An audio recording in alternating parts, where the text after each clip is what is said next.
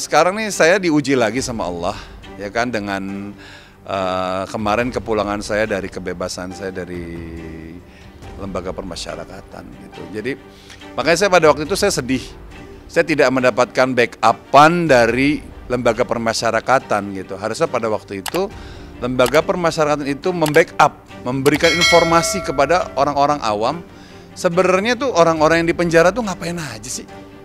Selain mereka tuh nembus dosa itu apa sih? Ini saya dibiarkan sendiri, saya dibiarkan diserang oleh orang-orang tentunya yang nggak suka dengan kehadiran saya gitu. Sebenarnya saya bisa mempermasalahkan orang-orang ini, ya, lapor ke yang berwajib bisa. Cuman saya di situ masih ada hati.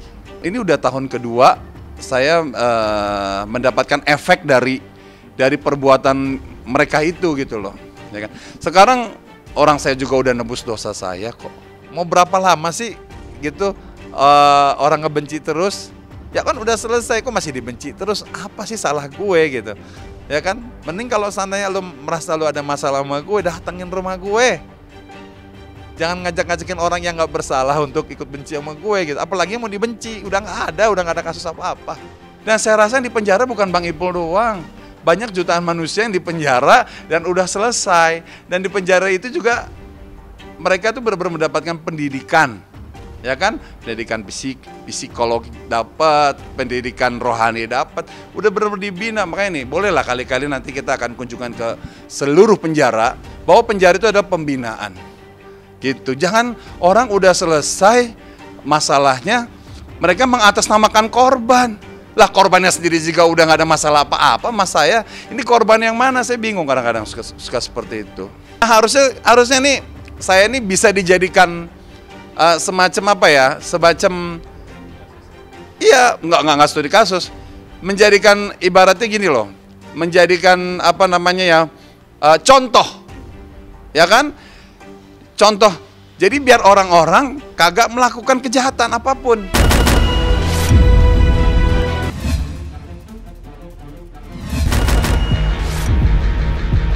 Iya, saya merasa sedikit terganggu. Karena udah saya nggak tahu kejadiannya, pastinya saya bela. Saya cuma kalau ada Michelle di sini, saya cuma mau nanya, Michelle itu tumbuh besar dari kecil sampai besar, siapa yang kasih makan? Yang benar saya bela. Memang ada cerita di dalam cerita tapi untuk kejadian sesungguhnya, saya kan bukan Tuhan, saya juga nggak ada di tempat kejadian. Jadi, ya saya nggak bisa mengawasi anak saya 24 jam, karena saya harus bekerja setiap hari, banting tulang, sampai jual cobek, dan lain sebagainya yang selama ini saya tutupin. Saya tidak pernah nangis di hadapan kameramen, tapi di balik itu setelah saya di TV, saya tuh kepala jadi kaki jadi kepala. Saya sampai nggak ada waktu untuk saya ke salon apa segala macam, karena saya selalu urusin anak-anak aku gitu. Tolong jangan menghakimi saya, jangan mendengar satu cerita dari anak saya ada 5. Michelle ini satu-satunya anak yang karakternya sangat berbeda dengan 4 yang lainnya.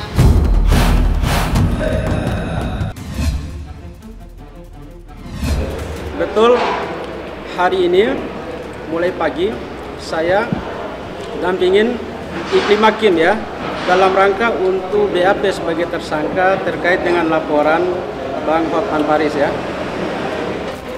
Kondisi Iklim Hakim sebenarnya harusnya dia itu minta izin untuk tidak hadir ya, karena kondisi kurang fit ya. Tapi mau tidak mau supaya masalah ini juga cepat selesai, ya maka ya kita sepakat untuk datang tadi kan, walaupun dalam kondisi sama-sama memang kurang fit ya. Kedepannya nanti ya panjanglah prosesnya ya, setelah pemeriksaan sebagai tersangka, kemudian nanti Pak Rasman juga nanti akan dipanggil di BAP dengan hal yang sama, baru kemudian nanti berkasnya nanti ya kalau misalnya memenuhi unsur betul saja ya nanti kan dilanjutkan ke persidangan sampai sidang di pengadilan. Sebenarnya kasus ini bermula dari Kim, cuma diperbesar oleh si Rasman. Jadi ya itulah resiko. Dia yang pertama kali ngomong ke wartawan seolah-olah dia merasa kurang dihormati sebagai wanita, padahal dia sudah saya naikkan derajat dia dari yang tidak dikenal, dari yang semula hanya tinggal di Mangga Besar, sekarang sudah menjadi dikenal di lingkungan pergaulan jet set gara-gara masuk TV saya buat, masuk jadi pemeran figuran di suatu TV di mana saya sebagai salah satu host, dan itu adalah permintaan dia di awal agar dia saya ikutkan untuk syuting, dan cita-cita dia telah berhasil. Ocehan dia itu walaupun sebenarnya masih ocehan yang tidak terlalu fatal, dimanfaatkan oleh Rasman alias si botak. Dia langsung merekayasa tuduhan itu seolah-olah bukan lagi sebatas kurang menghormati wanita, tapi malah dibilang saya ada kelainan seks dan melakukan kejahatan seks. Padahal menurut si Kim, dia tidak pernah mengatakan begitu. Iklim Hakim sudah bantah, saya nggak pernah mengatakan gitu katanya. Ya, nanti tergantung persidangan, itu loh. Persidangan nanti yang menentukan. Mungkin ketika hasil dari konsultasi beliau menyimpulkan sendiri gitu loh. Tapi berarti ada dalangnya kan? Aduh, no comment deh kalau itu. Ya intinya semuanya udah pada jalurnya, sudah benar-benar aku tuangkan dari A sampai Z, dari awal aku bagaimana bertemu dengan Bang Hotman dan bagaimana pula aku bertemu dengan Bang Rasman ini gitu. Semuanya sudah aku tuangkan sampai pada titik terakhir juga gitu. Tapi tadi sebenarnya memang kita ada komunikasi gitu via telepon dan tidak ada pembahasan itu gitu. Setelah bertemu pun materi preskonnya beliau yang keluar dari mulutnya beliau, pas ketemu pun itu kita tidak sempat untuk briefing apa segala macam karena beliau juga datangnya telat gitu, sampai akhirnya saya mendapati penekanan ya, permintaan dari beliau untuk menjadikan saya istrinya. Terus dari situ juga akhirnya kita preskon, beliau mengutarakan itu di publik. Saya cukup kaget gitu, sangat kaget bahkan gitu. Dan tapi saya nggak bisa ngapa-ngapain. Sudah beliau rangkai, beliau rangkum sehingga beliau bisa utarakan mungkin. Sebenarnya sudah ada gambaran sedikit bahwa kita akan membicarakan perihal saya dengan Bang HPH, tapi tidak ada kata pelecehan apalagi kelainan seksual. Itu tidak ada. Hari ini saya akan membawa saksi dari pihak saya terkait dengan laporan saya terhadap saudara atau saudari Putri Iklima Aprilia alias Iklim Hakim yang diduga telah melakukan kebohongan atau pernyataan bohong atau informasi palsu atau pernyataan palsu di akta otentik dan atau yang dapat menimbulkan keonaran. Karena itu tadi sudah diperiksa secara cepat yaitu Ibu Ade Suryani, dan setelah berdiskusi tadi kita akan menambah saksi tambahan di luar yang sudah ada, yaitu Ibu Ade dan satu orang dari kantor hukum saya serta satu orang lagi saksi yang menyaksikan ketika dilakukan konfrontir di Mabes Polri Bareskrim bahwa Iklim Hakim menyatakan di depan penyidik, di depan saya, depan kuasa hukum Iklim Hakim sendiri, bahwa dia menyatakan tidak pernah menandatangani surat kuasa. Sementara pencabutan surat kuasa, dia menyebut bahwa dia mencabut kuasa dan ingin menyelesaikan sendiri dengan nomor perihal yang sama. Dia juga membantah tidak pernah menandatangani surat keterangan bahwa dia benar memberikan data ke saya, menyampaikan informasi yang valid kepada saya sesuai dengan penjelasannya, dan itu dia bantah semua. Karena itu saya katakan kami mengambil langkah hukum yang secara cepat dan tegas untuk ini orang. Pak Rasmannya melaporkan Iklim Hakim terkait dengan masalah pemalsuan akte otentik ya, penipuan, kemudian masalah memberikan keterangan di bawah sumpah. Dan bukti sekilas yang kita lihat itu adalah surat kuasa yang dibuat oleh Pak Rasman. Itu sebagai barang bukti bahwa Kim memberikan keterangan palsu sesuai dengan pasal 266 katanya. Ya, pertanyaan saya, konteks 266 itu adalah memberikan keterangan palsu ke dalam akte autentik ya. Nah, artinya akte autentik itu adalah akte yang dibuat oleh pejabat yang berwenang. Pertanyaan saya, Pak Rasman itu pengacara atau pejabat negara yang berwenang untuk membuat akte? Itu saja gitu kan. Hal itu tidak perlu jauh kita tanggapi lah, karena kita lihat memang laporannya dipaksakan gitu kan, karena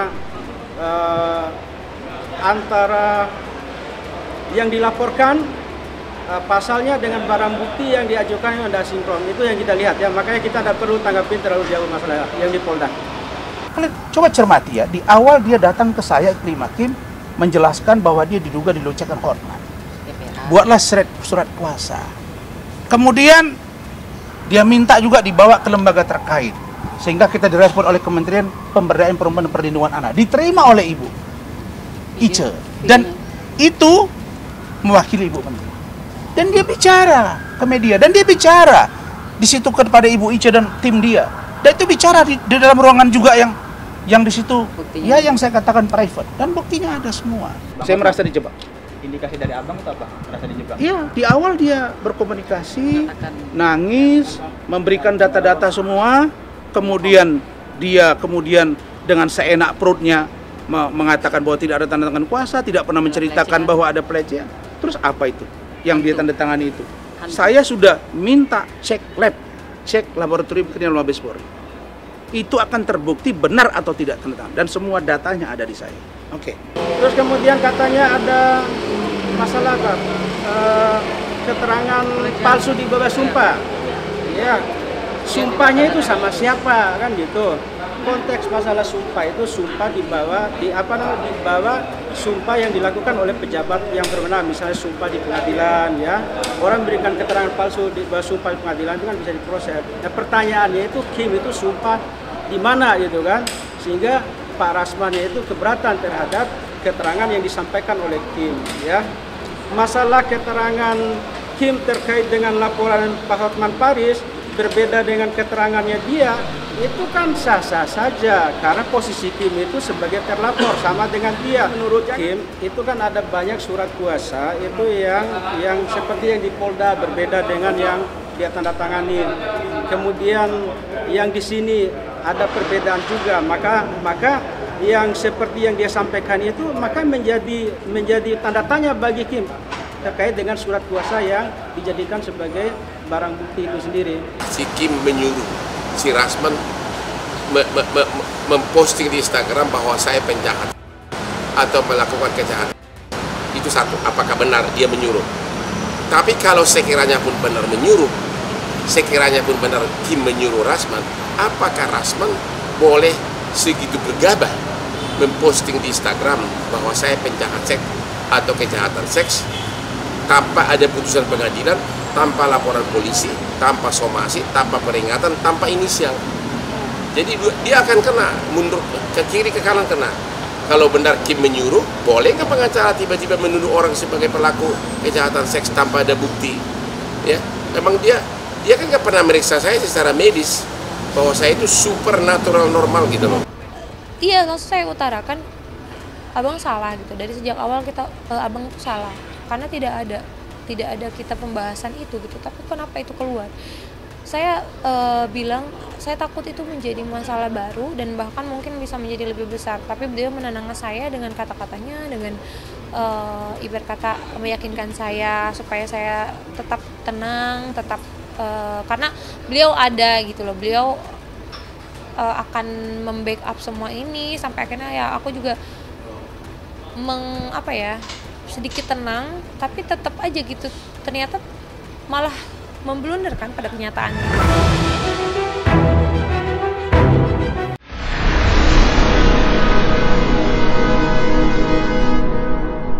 Jadi jangan lupa untuk subscribe Cumi Cumi. Ditekan ya tombol lonceng merahnya.